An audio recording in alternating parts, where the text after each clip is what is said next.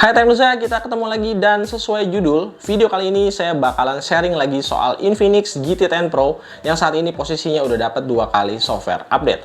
Buat kalian semuanya yang mungkin masih maju atau mundur untuk beli smartphone ini atau punya perasaan kecewa sama performa di HP ini di awal-awal pakai yang katanya sih kayak setrikaan, baterainya boros sampai ke performa gaming yang nggak sesuai sama ekspektasi pas pertama kali beli.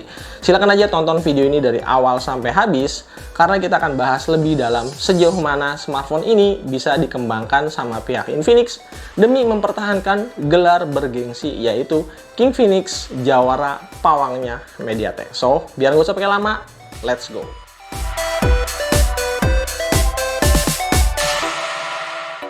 Oke, intermezzo sedikit, menurut saya desainnya smartphone ini tuh udah tepat sasaran banget untuk kasih kesan kalau ini tuh smartphone gaming budget yang paling hype di tahun 2023. Apalagi penamaannya ada embel-embel GT. Nah, back cover mecha desainnya ini saya yakin banget bikin para kompetitornya nggak akan bisa tidur pules. Apalagi soal LED backlightnya yang semakin negesin kalau Infinix tuh bisa loh bikin yang keren-keren kayak gini. Meskipun ya ini tuh belum sempurna 100%, soalnya kadang-kadang pas lagi dengerin musik lampunya nih suka mati di tengah-tengah. Jadi ya dia tuh kayak nggak 100% bisa nyala terus-menerus. Untuk bahan bodi plastik ya saya nggak bisa komplain, soalnya harganya kita udah tahu sendiri. Malahan saya ini cukup nyaman sama frame bezelnya yang dibikin rada ngotak gini. Terus bobotnya juga ternyata ringan banget, enak dipakainya buat harian sambil dipakai satu tangan. Dual stereo speakernya sebenarnya B aja ya, cuma ya ini lebih mending daripada cuma dikasih satu speaker. Dan untuk kualitas layar AMOLED-nya, so far nggak ada keluhan buat harganya yang cuma 3 juta kecil. Bezelnya udah tipis cakep, reproduksi warnanya AMOLED-nya oke, kecerahan di outdoor-nya masih ngangkat, biometrik unlock-nya juga cepet dan akurat. Walau ya always on display-nya cuma bisa nyala 10 detik doang, nggak beneran 100% nyala. Untuk touch respon juga harap maklum kalau harganya tuh masih sama kayak HP-HP pada umumnya. Oke aja tapi nggak terlalu istimewa. Mayoritas orang-orang yang beli HP ini kalau dari terawangan saya ada 2 kelompok. Yang pertama dia mantan Mi fans atau Poco fans yang mencoba membuka hati. Siapa tahu nih menemukan kebahagiaan baru di Infinix.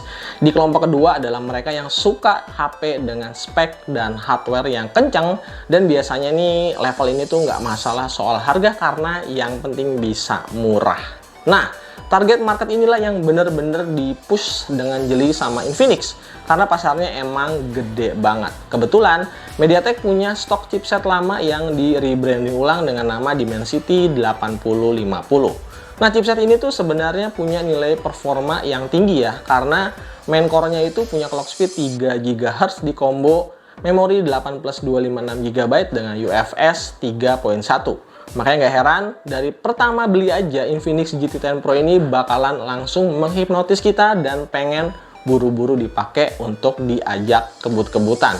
Sayangnya untuk sebagian besar orang, ternyata smartphone ini ekspektasinya nggak sesuai sama hype dan harapan. Makanya banyak yang ngeluh kecewa, bahkan ada yang baru beli, sebentar pakai terus dijual beberapa hari kemudian. Nah, sebagai orang yang emang setiap harinya tuh hidup di dunia pergadgetan, jelas saya sih nggak heran atau kaget sama smartphone ini. Yuk, kita fokus sedikit di bagian ini. Pertama, Dimensity 8050 walaupun clock speednya kencang, tapi perlu diingat fabrikasinya masih 6 nanometer. Makin kecil fabrikasi, konsumsi baterainya jadi makin bagus dan makin irit. Makanya secara spek, Dimensity 8050 jelas punya potensi overheat yang cukup tinggi. Ditambah lagi HP ini tuh materialnya adalah all plastik yang butuh waktu lebih lama untuk penyebaran panas kalau dibanding dengan bahan metal ataupun bahan kaca.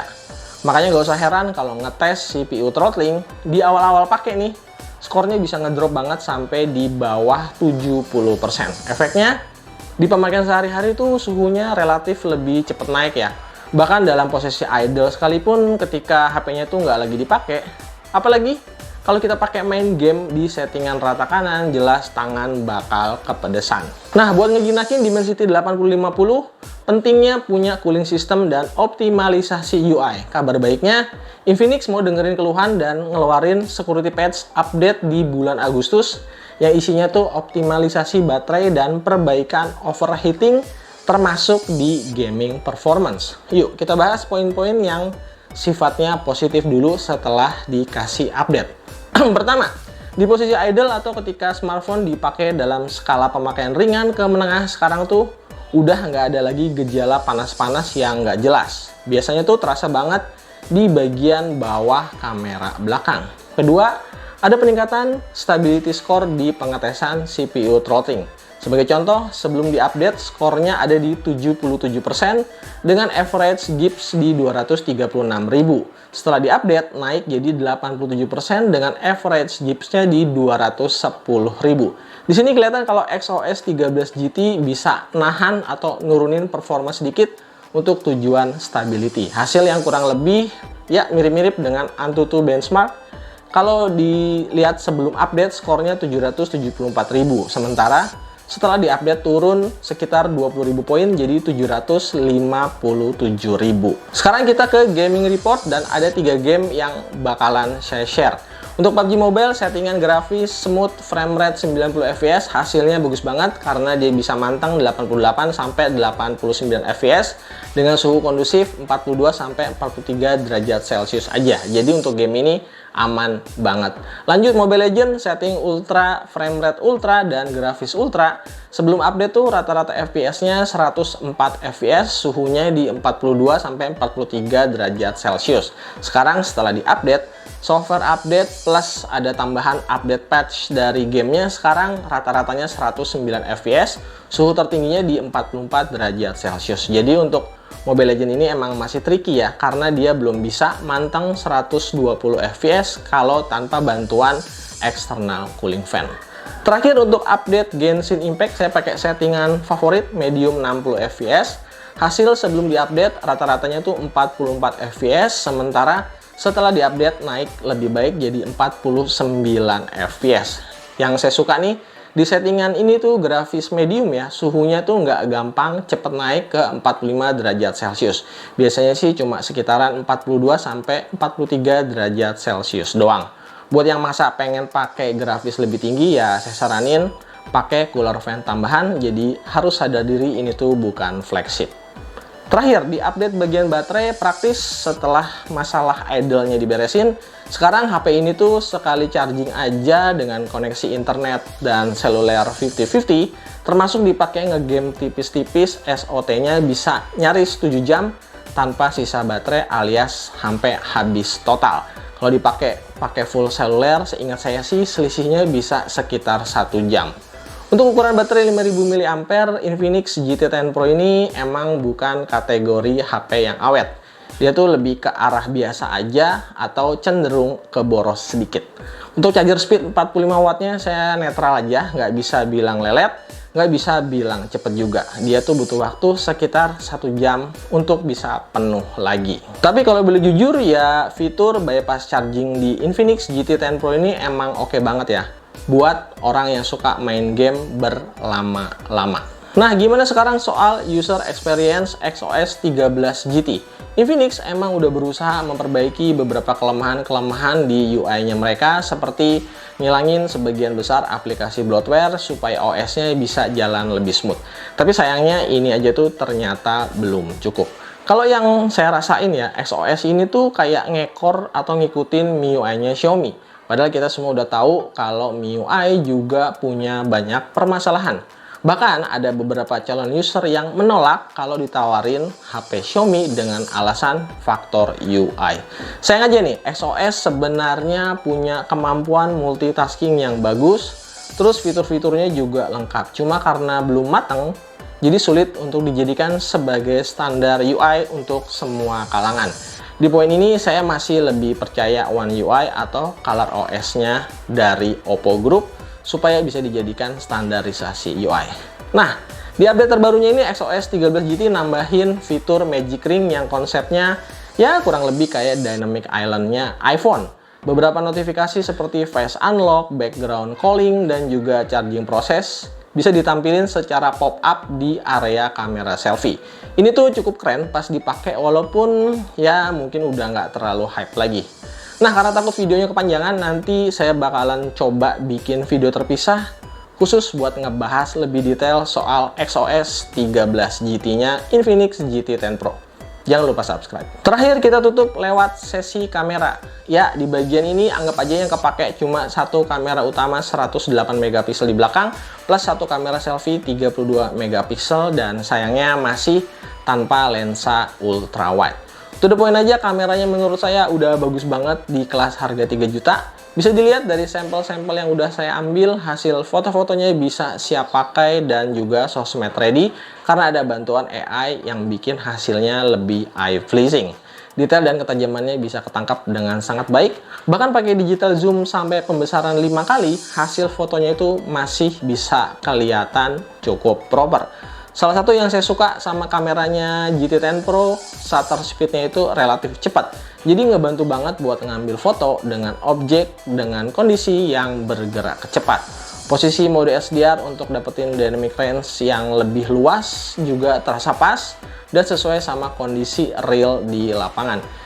Yang paling masih jadi catatan kebanyakan kamera Infinix tuh masalahnya ada di overexpose-nya aja yang perlu sedikit di-adjust supaya hasilnya bisa pas. Untuk di beberapa kondisi seperti foto kayak gini tuh saran saya AI-nya dimatiin aja biar hasil fotonya nggak kena over processing kayak gini. Nah, secara overall performa kamera selfie-nya juga relatif oke dan dia tuh punya processing yang lebih baik secara white balance, tone color sampai ke exposure. Di kondisi low light, night mode-nya bisa ngebantu ngeboost highlight dan juga shadow. Noise yang keluar juga relatif minim, cuma detailnya aja yang mungkin sedikit berkurang. Tapi secara overall, foto-fotonya masih cukup oke. Oke, jadi Infinix GT10 Pro ini bisa rekam di resolusi maksimalnya 4K 30 fps. Nah, ini posisinya di 4K 30 fps. Stabilisasinya emang nggak aktif ya. Nah, ini kalau di Full HD 60 fps-nya praktis bakalan goyang karena dia nggak ada stabilisasi, terus 60 fps juga bakalan terasa banget goyangannya. Video recording yang lebih stabil nyalain aja fitur ultra steady videonya. Nah, ini di resolusi Full HD 30 fps dia bisa stabil kayak gini.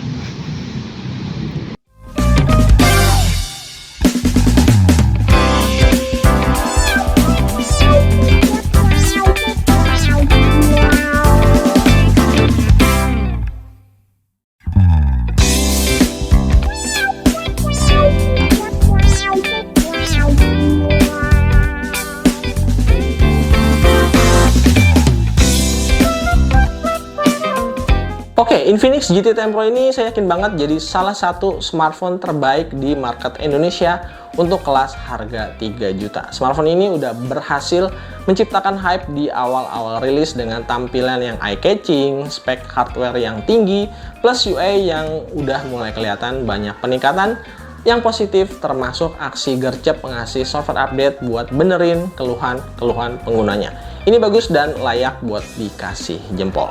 Nah, buat brand lain, semoga aja pergerakan Infinix yang agresif ini bisa memacu brand lain supaya jangan sampai kalah di peta persaingan smartphone Indonesia. Kalau Infinix aja bisa, harusnya brand lain juga bisa. Oke, sekian video kali ini. Like dan subscribe kalau channel ini dirasa bermanfaat. Dan sampai ketemu lagi di video-video gadget menarik lainnya. Hai, Tenusa pamit and stay pen out. Yo.